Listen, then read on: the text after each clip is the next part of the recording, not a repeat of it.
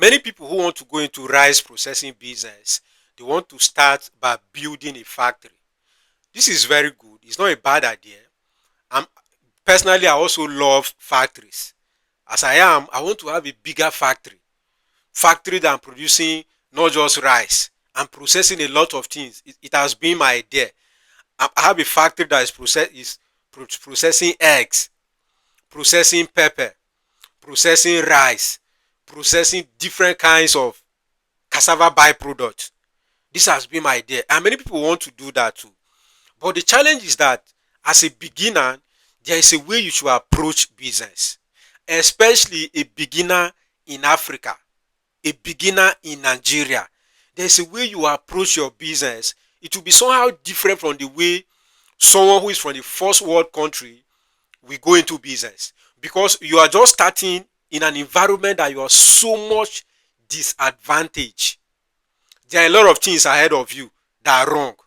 For example, when you're going into building a factory, you most definitely face the challenge of access road. Challenge number one. The second challenge is power supply, electricity. You face water challenge. You face security challenge.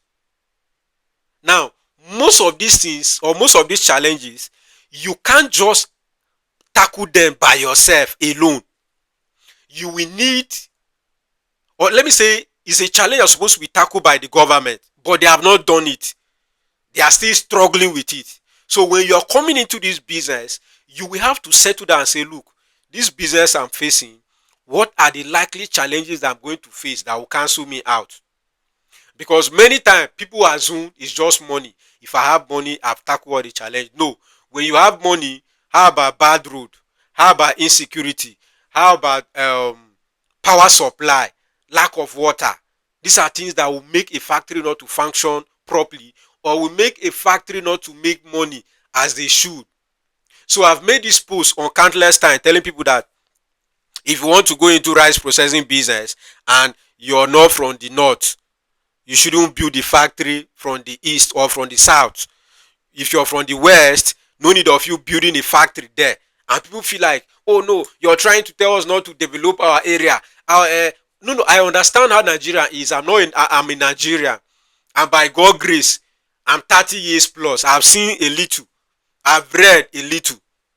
Do you get? So many people start looking at, if I should use say 100 million and go and build a factory in Kano, and I'm not an indigene there, one day they can wake up and say, if you're from the east, go to your state, then I will lose my investment. It's a legit fear. But the truth of the matter is that fear is also limiting. People that make money, they are risk takers. They don't take risks and be adjust. No, you just go head on. I understand that during our civil war in Nigeria, where some of us have read, and we saw that many people lost their businesses.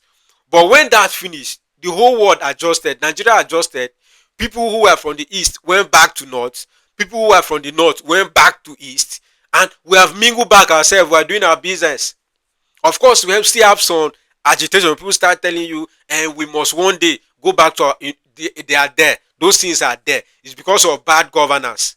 Not that we hate Nigeria. We hate bad governance. And most times, this bad governance that we hate, these people are still our people. They are the ones that sit in Abuja and they don't even know that they are from your state again. They start checking. Okay, how much are you guys taking? Okay, if you take this amount, to take this amount. That is what they do. So you as an entrepreneur, you can't say no to government, and you can't keep a blind eye to what the government is doing, because it's going to affect you. When I was running my rice processing factory, I was using diesel. I was running that factory on diesel 24 hours. You can check, as at that time diesel was cheap, because we were buying diesel at 150 per liter before it moved to 350 per liter. But we are buying at 150 per liter, and sometimes we use more than 100 liters per day. We use more than 100 liters. So check, if we are using average of 100 liters per day, we are spending how much on diesel alone per day? Then we'll spend how much in a month, or in a week, or in a year? Remember, we don't have light at all.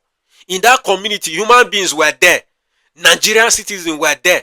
Now, on a normal day, the government was supposed to provide electricity in that community. So me as a small business owner who was coming to this community was supposed to have access to light. I was the one that brought light to my own factory. Or let me say I was the one that's supposed to bring it to my own factory. I was the one that's supposed to do the road. I spent nothing less than 4 million to do road. This is not a long distance. No. This is something that is less than 2 kilometers if I'm not mistaken. Or is it up to that? Very short distance though. But if I tell you how much I spent on making sure I managed, even the road man was not standard, but I invested so much in that. Now I tackle light by myself because I couldn't tap light where the light NEPA light was. It was a long distance, and it's only government that can undertake that project or a bigger company. So I now settle back on using electricity, diesel, which is another challenge many people do, and I've been saying it. If you want to set up your factory, it's beyond these places in my village. How about access to electricity? How much will it cost you to bring that? Now, when I was building my own, they told me, government have you know, when they want to sell land to you, you know, all those agents, they can use sweet mouth and collect your money. Government have even put pole before 2020 what the light will come, so just buy the land. So looking at that, I say, okay, no problem. If the light is here, tapping it from here to this place, it will not cost me much. I even spoke with some of the officials. They told me, yes, light is coming. But truth of the matter is that the light never came. It was after some time I've built, I started doing business before the light finally came. So what I'm saying here is this. You need to know that building a factory, running that factory profitably, making back money and start making net profit is capital intensive, and it takes a long time to do that.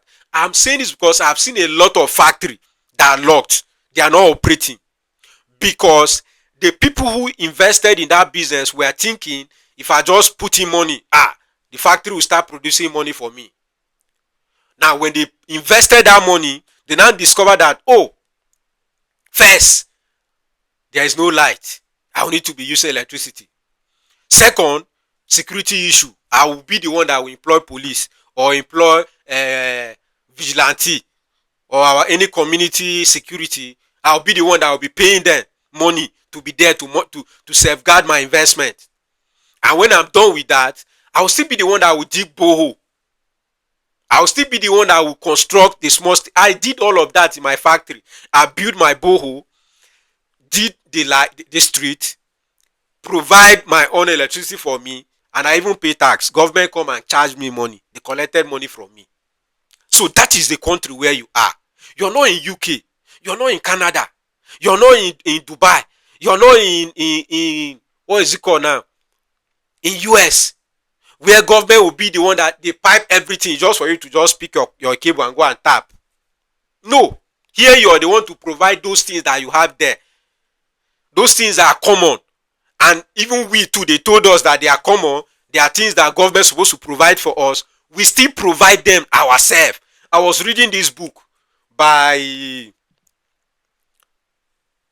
the owner of Zenith Bank. He made the sense statement, say where Zenith Bank headquarters is in Lagos. When he started, he was the one that constructed the road. The road was very bad that they always have hold up heading to his bank, and it was discouraging customers from coming to do business with him. And he couldn't call Lagos state government to fix the road. They will not come. There is so much procedure that will follow. This person need to sign this one before they will come and fix the road. So he used his own money to fix the road. I'm checking for where this book is so that I can recommend the book for you.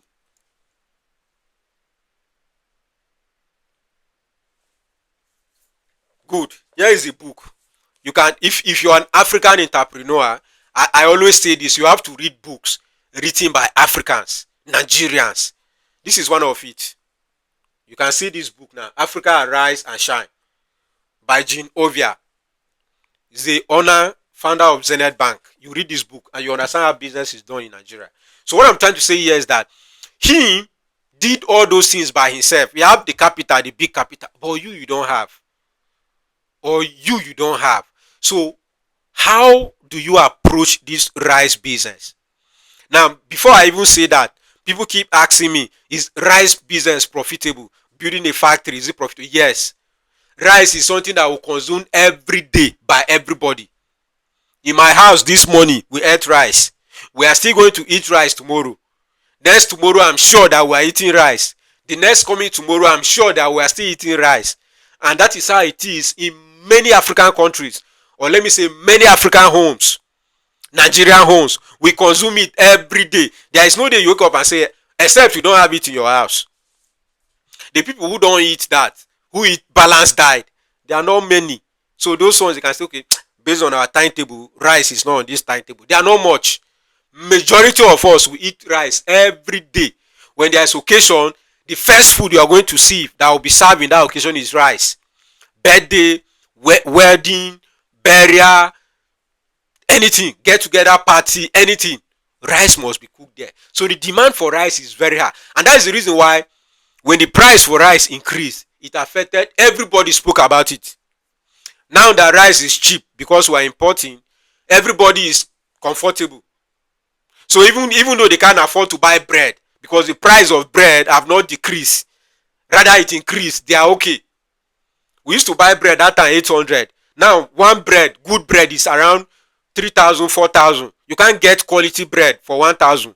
No, it's that one that is managing for hustlers, yes. But for people who want to eat quality bread, 4,000, 3,000. Can you see it now? So rice is profitable. There is demand for rice. We can't even meet up the demand for rice in Nigeria. There is demand for rice in Ghana. When I was in Ghana, most of the rice I saw were foreign. I checked the market very well. If you're a Ghanaian here, you're watching me and I'm lying, you can comment and no, yes, I'm lying. If I'm saying the truth, you can also say yes. I was in Ghana. I spent so many days moving all their market. It's foreign rice that is dominant there. It means there is demand for rice in Ghana. There is demand for rice in Cameroon. There is demand for rice in Benin Republic, in Togo. There is demand for rice in Africa. So if you're going into rice business, you should be looking at those kind of areas. And that was the reason why I made a video. I was explaining that many times people who build those factories, they are not marketers. So they don't know how to penetrate the market with their product. They only bought good quality machines. They produce good quality rice. Then at the end of the day, they don't know how to sell it. And I explained in that video that you can go ahead, pick that product and resell and make your money. And this is what I want you to do. Before you invest in rice business, like setting up a rice processing factory, why not start by distributing rice? And if you're not distributing rice, why not start with a model that will allow you to make profit from day one? That will allow you to be able to make profit quick from that business. Instead of you waiting for 5 years, 10 years before you start making profit, you can start making at least gross profit on year one. By doing what? Outsourcing distribution angle to another company or to another individual entirely, while you focus on what? Production.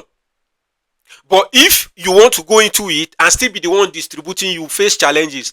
Dangote is not the one distributing his cement. Dangote is not the one distributing his sugar. Dangote is not the one distributing his salt. No, he has people who do that.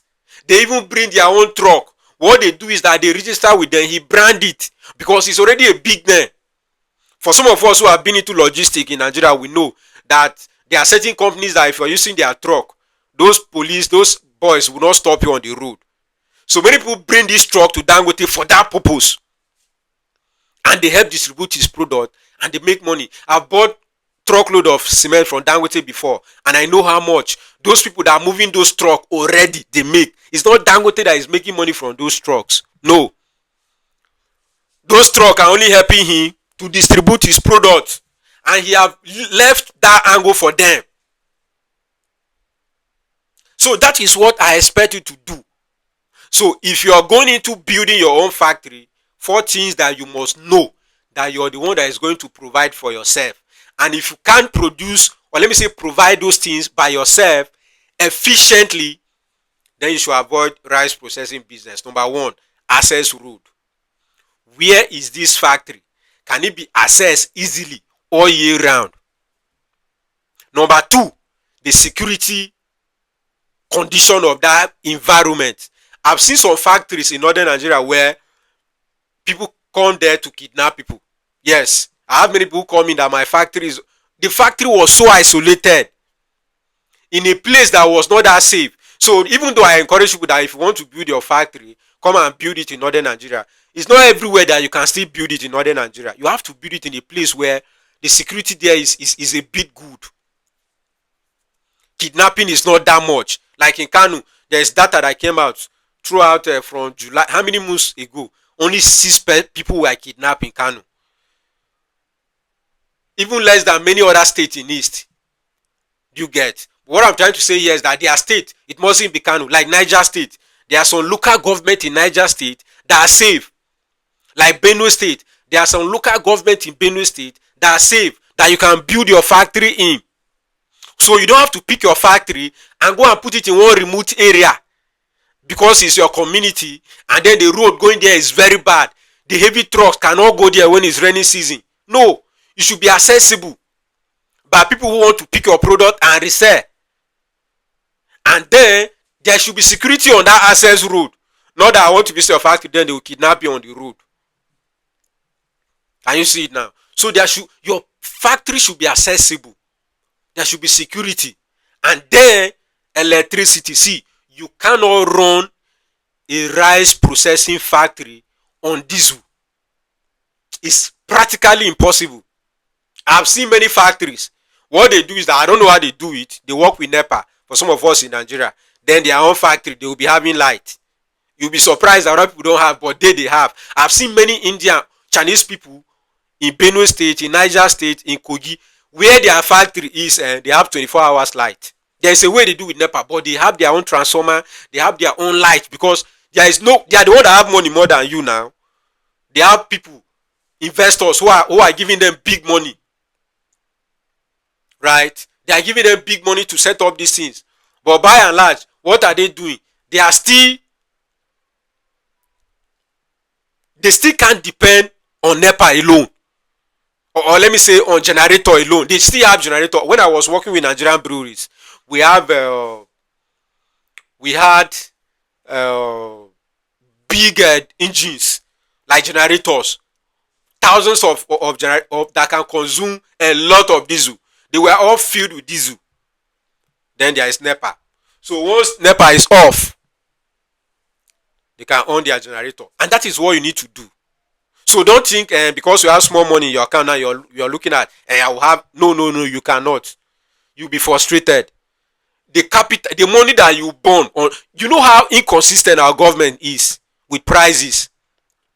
So today you bought diesel at 1,000 naira. The next government can come and say it's 5,000. You will buy. There's nothing you can do than buying. So how much are you going to make your profit? Because another person is not using those things you're using, and you're fighting in the market with that same person. So how are you going to make your own money? So it's always advisable that you should set up your factory where you have access to electricity, even if it's not 24 hours. Then you can have your backup generator. Of course, we have solar now. You can have solar. You can invest money in it. I know a few, well, let me say a university, which is not a factory, that is being run by solar throughout. University of Agriculture in Makurdi, they operate on solar. It's a very massive investment. It costs billions, and they set it up. Can you see it now? So if you don't have that kind of funding, you will not be able to say, okay, you provide your own electricity. So you can see some of these things. If you don't set them up, then you go and build a factory, you will not be able to make profit. I was speaking with someone in the East. I was telling him that I know some states like Anambra in East, they produce rice. Enugu, they farm rice there. But the problem is that at what volume? So if they are producing and it's not much, and you are able to mop up the rice that they have, and another rice is coming, they will sell to you costly. That is all the truth. There is no way If they are selling a bag of paddy, or let me say a kg of paddy for 500 in Kebbi State, you cannot buy that same kg for 500 in Enugu or Onitsha. There is no, you can't sell, they can't sell it for, because their price will be higher. Their cost of production here is way cheaper in north. Labor is extremely cheap in the north.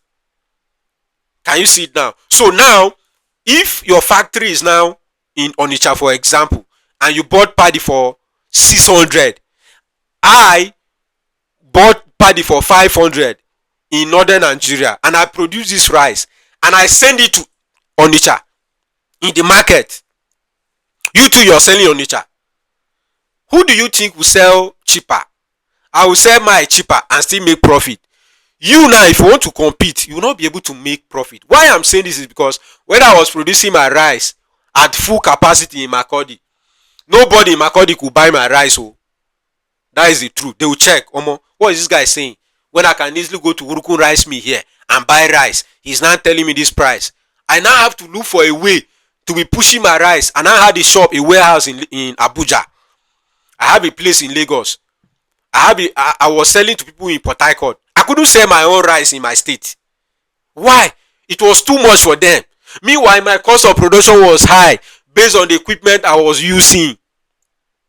So these are some of the things that you have to consider if you want to build your own factory. I'm not saying you cannot build your factory in your community, but I'm saying that you have to check security, cost of input, availability of this input, especially rice. Is it accessible? How much? Can you compete with someone who is bringing from a cheaper source? And that is the reason why we farmers are crying now in Nigeria, because when the government open border and say, okay, bring in foreign rice, we cannot compete.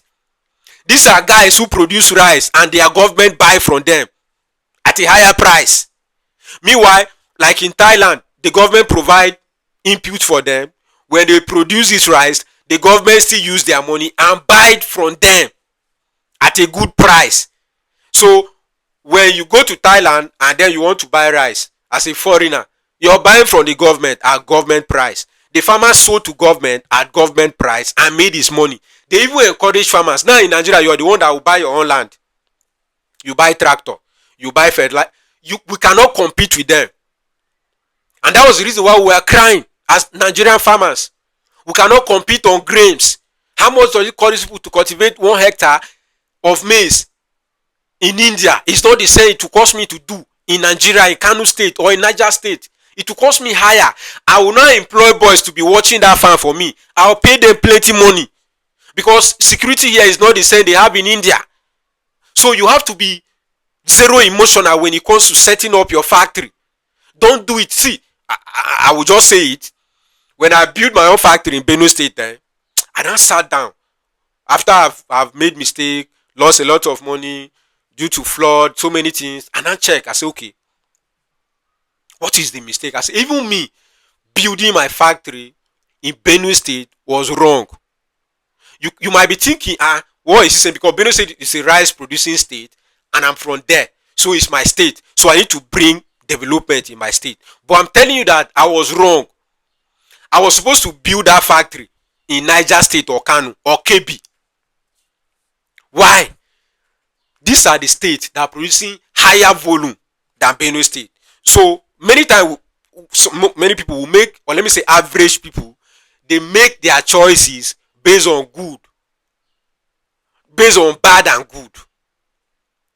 But people who think higher, they make their choice based on better and best, and not possible. They make their investment on probabilities, not possibilities alone.